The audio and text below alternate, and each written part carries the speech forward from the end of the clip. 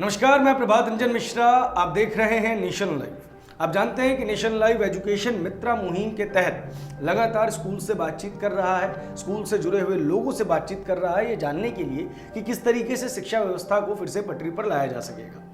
एक बुरी खबर मैं आप सबके समक्ष प्रस्तुत करना चाहता हूँ। आपने कुछ दिनों पहले ही हमारी YouTube चैनल पे दिनेश जैन जी की वीडियो देखी थी। दिनेश जैन जी शिक्षाविद थे, वो एक स्कूल चलाते थे। बहुत छोटी उम्र में, अल्पायु में ही हृदय गति रुकने के कारण उनकी मृत्यु हो गई। ये तो साइंटिफिक कारण हुआ या मेडिकल टर्म हुआ कि हार्ट अटैक आया और उनकी मौत हो गई। लेकिन आपको एक बात मैं बताऊं कि इस हार्ट अटैक के कारण जो दबाव उत्पन्न हुआ, जो हार्ट अटैक के लिए जो दबाव का कारक था वो क्या था, तो उनके मित्र बताते हैं कि उनकी स्कूल की जो अर्थव्यवस्था थी वो बिल्कुल बिगड़ चुकी थी, जिस कारण स्ट्रेस में वो लगातार बीमार पड़ते गए और उनकी मृत्यु हो गई। दिनेश जैन जी और उनके परिवार के प्रति हमारी संवेदनाएं हैं, लेकिन ये एक बड़ा प्रश्न है कि दिल्ली सरकार के बजट स्कूल्स क्या जब मर जाएंगे तब सरकारों की नींद खुलेगी। मेरे साथ इस विषय पर बातचीत करने के लिए चंद्रकांत सिंह जी हैं। Chandrakant Singh ji private land public school trust के जनरल सेक्रेटरी हैं, साथ ही साथ आइडियल रीडिंग पब्लिक स्कूल के डायरेक्टर भी हैं। सर, स्वागत है आपका। नमस्कार, बहुत बहुत धन्यवाद। मुझे याद है दिनेश जैन जी से परिचय आप ही ने मेरा करवाया था। दिनेश जैन जी का जिक्र मैं इसलिए भी कर रहा हूँ क्योंकि उनसे रूबरू है हमारी ऑडियंस। लेकिन बड़ा सवाल है ये, पिछले 1.5 सालों से हमने देखा है कि कई शिक्षाविद जिनकी जाने की आयु नहीं थी वो चले गए, और इसी से मेरा प्रश्न उठता है कि क्या दिल्ली सरकार दिल्ली के बजट स्कूल्स का दम घोट कर ही मानेगी? प्रभात जी, कोविड ने दिल्ली के जो बजट स्कूल है उसको लगभग बर्बाद कर दिया है जी। मुझे याद है मनीष सिसोदिया जी से हमारी पहली मुलाकात हुई थी। हमने एक सभा रखी थी मनीष जी के कहने पे ही। उसमें उन्होंने अपने वक्तव्य में कहा था कि हम चाहते हैं कि अगला इलेक्शन जो भारत में हो वो शिक्षा के मुद्दे पे हो। तब से लगभग 7 वर्ष बीत चुके हैं और आज हमें ये कहते हुए बहुत खेद हो रहा है कि ये भारत के इतिहास के पहले ऐसे शिक्षा मंत्री हैं जो केवल और केवल सरकारी स्कूलों की बात करते हैं।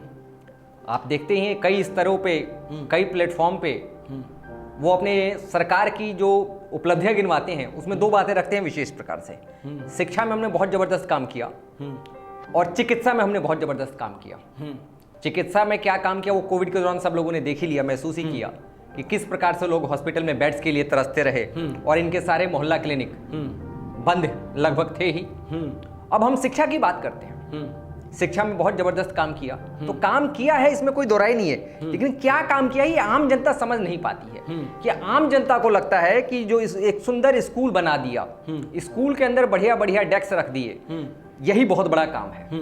यहां से तो काम की शुरुआत होती है और शुरुआत को ही वो अपना अंतिम लक्ष्य बता रहे हैं। पिछले 2 साल से उनके स्कूलों में रिजल्ट भी अच्छा आ रहा है, बच्चे ने पेपर दिया ही नहीं, सबको आपने वैसे ही पास कर दिया, तो काहे का रिजल्ट अच्छा।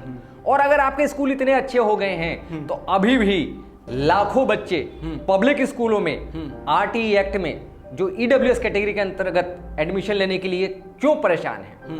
क्यों आपके पीएसबी पे अभी कुछ ही दिन पहले आपने भी देखा होगा लाखों अभिभावक वहां पहुंचे हुए थे और उन्होंने धावा बोला कि ये पब्लिक स्कूल हमारे बच्चों का दाखिला नहीं कर रहे हैं। भाई कैसे करें, जनरल कैटेगरी के बच्चों का एडमिशन ही नहीं हुआ है। और जब सरकारी स्कूल इतने अच्छे हो गए तो हमारे पास आ क्यों रहे हैं। आप इतने दिल से पत्रकारिता के क्षेत्र में हैं, आप एक व्यक्ति का पिछले 5 साल में उदाहरण दीजिए जिसने कहा कि हमारे बच्चे का इस सरकारी स्कूल में दाखिला करा दीजिए। मुझे नहीं लगता कोई भी होगा, लेकिन पब्लिक स्कूल में मुझे पूरा विश्वास है जब भी एडमिशन की प्रक्रिया चालू होती है आपके पास 50 लोग आते होंगे, प्रभात जी आप हर स्कूल में जाते हैं, आपकी अच्छी पकड़ है, हमारा इस स्कूल में दाखिला करा दीजिए, उस स्कूल में दाखिला करा दीजिए। तो इससे आप अनुमान लगा सकते हैं। चंद्रकांत जी, मैं अगला सवाल आपसे इसी चीज़ पे लूँगा। आप ही लोगों ने बताया कि आप लोगों के पास जनरल के बच्चे नहीं हैं, और मेरे पास भी जो आपका अनुमान था वो सत्य है कि कई ऐसे पेरेंट्स आए जिन्होंने बोला कि सर आप स्कूल में गए थे, वहाँ पे ईडब्ल्यूएस की बात कर लीजिए, हमारा नाम आ रखा है, लेकिन हमारा नाम 16वें नंबर पे है। उन्होंने 13 तक एडमिशन लिए, उसका 14-15 के बाद शायद मेरा नंबर आए जनरल कैटेगरी के बच्चों के एडमिशन्स के बाद। जब जनरल कैटेगरी के बच्चों के एडमिशन्स नहीं हुए हैं तो कहीं ना कहीं जो बजट स्कूल्स हैं वो पूरी तरीके से ईडब्ल्यूएस की फीस पे निर्भर है। इसको 2 तरीके से लोग बोलते हैं। आम लोग आम बोलचाल की भाषा में इसे ग्रांट का इस्तेमाल करते हैं, जबकि ये ग्रांट नहीं है, ये हक है। इट्स रीइंबर्समेंट, क्योंकि पहले वो खर्च किया गया है तब जाके वो वापस मिलता है। लेकिन अगर दूसरे शब्दों में बात की जाए, जिस रीइंबर्समेंट की हम बात कर रहे हैं, वो आप लोगों को पिछले कई सालों से, लगभग 1 साल का तो मिला ही नहीं है और दूसरे साल का अभी तक पोर्टल भी नहीं खुला है जी। इसके पीछे आप लोगों को सरकार की क्या मंशा नजर आती है? देखिए, दो बातें हैं आपके प्रश्न में, दो बातें छिपी हुई हैं कि पब्लिक स्कूल में 13 नंबर तक हो गया, 16 नंबर वाले का बच्चे का एडमिशन नहीं हो रहा। इस एक्ट में जो व्यवस्था की गई है कि 3 जनरल कैटेगरी के बच्चों को आप दाखिला करेंगे, उसके बाद एक ईडब्ल्यूएस के बच्चों को व्यवस्था करेंगे। तो जिस प्रकार से जनरल कैटेगरी के बच्चों का एडमिशन पब्लिक स्कूलों में होता गया, ईडब्ल्यूएस के बच्चों को एडजस्ट करता गया। हमने शिक्षा निदेशक महोदय से कई बार रिक्वेस्ट की कि ये जो आपकी पॉलिसी है ना, ये गलत है। देखिए, जो एलिट स्कूल्स हैं, बड़े स्कूल्स हैं, उसमें जनरल कैटेगरी के बच्चों के लिए लाइन लगती है ना, सीटें 10 होती हैं, अप्लाई उसमें 50 लोग करते हैं। लेकिन जो हमारे जैसे दिल्ली में जो बजट स्कूल है, वहां तो लाइन नहीं लगती, जो जाता है उसी का दाखिला हो जाता है। तो चूंकि 2 प्रकार के स्कूल है, तो इसलिए आपकी नीतियां 2 प्रकार की होनी चाहिए। हमारे जैसे स्कूल में जितने भी बच्चे भेजे, उनका दाखिला हो जाए। इस पे हमने उनसे निवेदन किया, लेकिन इस पे उन्होंने कुछ गाइडलाइंस तो इशू किया है, लेकिन स्पष्ट गाइडलाइंस इशू नहीं किया। दूसरी बात, जो आप रिइंबर्समेंट की बात कर रहे हैं, ये कोई ग्रांट नहीं है, बिल्कुल आप ठीक कह रहे हैं, ये हमारा अधिकार है। क्योंकि आरटी एक्ट में इस बात का प्रोविजन किया गया है कि जो पब्लिक स्कूल जिनको सरकार से किसी प्रकार की ग्रांट नहीं मिलती, वो 25% जिन बच्चों को पढ़ाएंगे उसका पैसा सरकार देगी। अब ये पैसा 65% पैसा आता है केंद्र सरकार का, 35% इसमें पैसा होता है राज्य सरकार का। और मजे की बात, केंद्र सरकार पिछले 10 साल से लगातार ये पैसा समय से इशू कर रही है। लेकिन राज्य सरकारें समय से पैसा नहीं दे रही है। दिल्ली जो भारत की राजधानी है, जो शिक्षा के मामले में पिछले 7 साल से यहाँ की सरकार ने बहुत सारे झंडे गाड़े हुए हैं। बिल्कुल, बेशक वो हवा में ही सही, क्योंकि सामान्य जनता को क्या मालूम शिक्षा क्या है, शिक्षा कहां से शुरुआत होती है।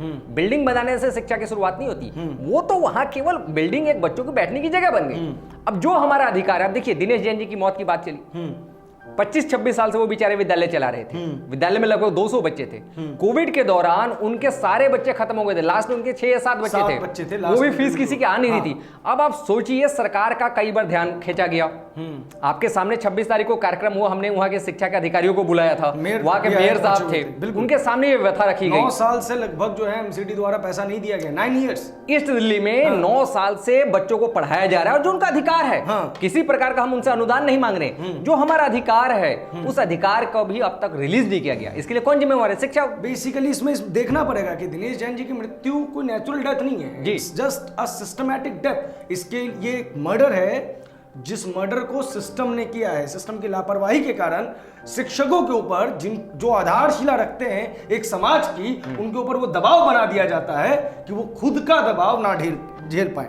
अब एक बड़ा सवाल जी, दिल्ली में अचानक से हमें स्कूल खुलने की सुगबुगाहट नजर आई थी, हमें लगा कि अब सब कुछ नॉर्मल चला जाएगा, लेकिन फिर भी अभी तक कुछ पॉजिटिव रिजल्ट्स देखने को नहीं मिले। अभी बरसात हुई थी, दिल्ली के तमाम सरकारी स्कूल पानी में डूबे हुए थे। मैंने खुद रिपोर्ट की है, आप देख भी सकते हैं उस रिपोर्ट्स को, कि वहाँ पे बच्चा किस तरीके से पढ़ने जाएगा, वो अपने आप में एक बड़ा सवाल है। लेकिन जो छोटे स्कूल्स हैं, चाहे 6ठी से 8वीं तक की बात की जाए, पहली से 5वीं तक की क्लास की बात की जाए, उनके लिए तो लगभग स्कूल के दरवाजे बंद हो चुके हैं। और स्कूल खुलने के बाद हमने कई किस्से ऐसे देख लिए, जैसे अभी रिसेंटली हुआ है कि एक बच्चे ने एक प्रिंसिपल को थप्पड़ मार दिया, दूसरा रॉड मार दिया। अब आप देखिए कि किस तरीके से जो कल्चर है वो दूसरी तरफ को जा रहा है। इसके ऊपर आपका क्या टेक है? देखिए, आपके प्रश्न में के 2 पार्ट हैं। पहले मैं दूसरे वाले पार्ट का हिस्सा देता हूँ, ये बहुत इंपॉर्टेंट बात है। सरकारी विद्यालय में एक जगह एक शिक्षक को रॉड से मारा गया, उसका सर फट गया। दूसरी जगह एक प्रधानाचार्य महोदय विद्यालय का निरीक्षण कर रहे थे और एक बच्चे ने उनको चाटा जड़। बिल्कुल, ये उस सरकारी विद्यालय की चर्चा हो रही है जो विश्व स्तरीय है, जिसे पता नहीं इंग्लैंड के कुछ लोग आए थे तो हमारे शिक्षा मंत्री जी बड़ा गाना गाते हैं कि भाई वो भी प्रशंसा करके गए थे। ये उन विद्यालयों का हिस्सा है जहां हैप्पीनेस करिकुलम चलता है, जहां पर बच्चों को बिजनेस करना सिखाया जाता है। अरे बिजनेस करना सिखा दो, खुश रहना सिखा दो, अरे पहले संस्कार तो दे दो भैया। अब आप सोचिए, अगर शिक्षकों के साथ ऐसा होगा तो कौन व्यक्ति शिक्षा के इस पावन क्षेत्र में आने का प्रयास करेगा जी। और अब तक सरकार बिल्कुल शांत रही है।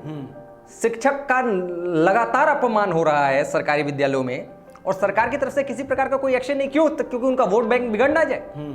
अब इस प्रकार की इस निकम्मी सरकार को आप क्या कहना चाहेंगे? अब दूसरे सवाल प्रश्न पे आते हैं कि स्कूल क्यों नहीं खोले जाए। मैं बताता हूं। देखिए, आपने देखा होगा कोविड की वजह से पब्लिक स्कूलों में तो लगातार फीस देनी पड़ती है। कोविड में केवल स्कूलों की हालत खराब नहीं है, जो सामान्य जनता उसकी भी हालत कुछ खराब हो गई है। बिल्कुल। और उनकी एक मेंटालिटी बन गई है कि देखिए ऑनलाइन पढ़ाई तो हो नहीं पाती है, तो जब स्कूल खुलेगा तब हम भेजेंगे। सरकारी स्कूलों में लगभग 2,37,000 के आसपास एडमिशन हुए हैं। अब अभी उन्होंने 9 से 12 तक के बच्चों को बुलाने की अनुमति दी है।